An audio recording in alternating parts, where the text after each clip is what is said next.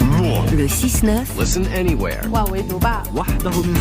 sur France Inter. Géopolitique, bonjour Pierre Aski. Bonjour. Vous revenez ce matin, Pierre, sur la crise entre la Pologne et l'Ukraine.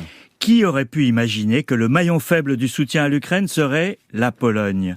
Depuis le début de la guerre déclenchée par la Russie, Varsovie s'est montré d'un engagement sans faille auprès de Kiev, d'abord dicté par une hostilité sans limite vis-à-vis de Moscou.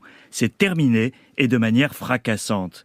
L'annonce à Varsovie de l'arrêt des livraisons d'armes polonaises à l'Ukraine a provoqué la stupéfaction, surtout accompagnée de déclarations désobligeantes du président polonais Andrzej Duda envers les dirigeants ukrainiens.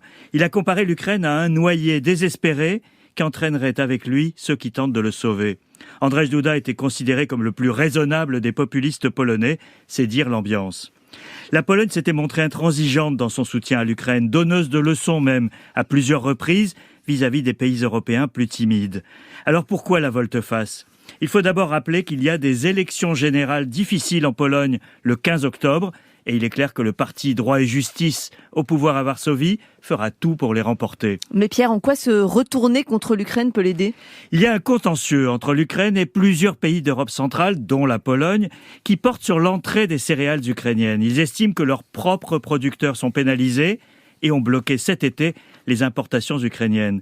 La Commission européenne a négocié un plan de sortie de crise que la Pologne et la Hongrie continuent de refuser. Or, en Pologne, l'agriculture occupe toujours 27% de la population, l'un des plus forts taux au sein de l'Union européenne. C'est donc un enjeu électoral majeur.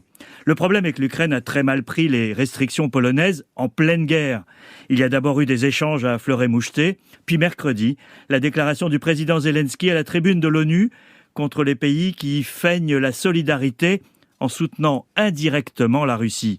La Pologne n'a pas apprécié et a annoncé sa rupture fracassante. Et alors, quelles sont les conséquences de cette crise, Pierre ? Alors, elles ne seront pas immédiates, Ali, car la Pologne a précisé qu'elle respecterait ses engagements déjà contractés et qu'elle resterait le pays de transit pour l'approvisionnement en armes de l'Ukraine.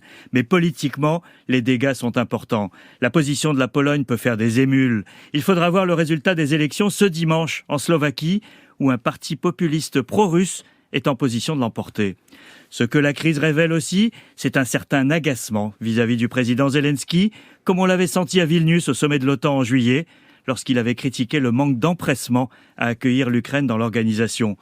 Mais on aurait pu croire Varsovie et Kiev suffisamment conscients de leurs responsabilités historiques pour surmonter leurs différends, comme ils l'ont montré en juillet lors d'une cérémonie à la mémoire des victimes polonaises de miliciens ukrainiens pendant la Seconde Guerre mondiale. C'était alors exemplaire. Cette fois, par sa brutalité, Varsovie offre la division du front occidental en cadeau à son pire adversaire, Vladimir Poutine.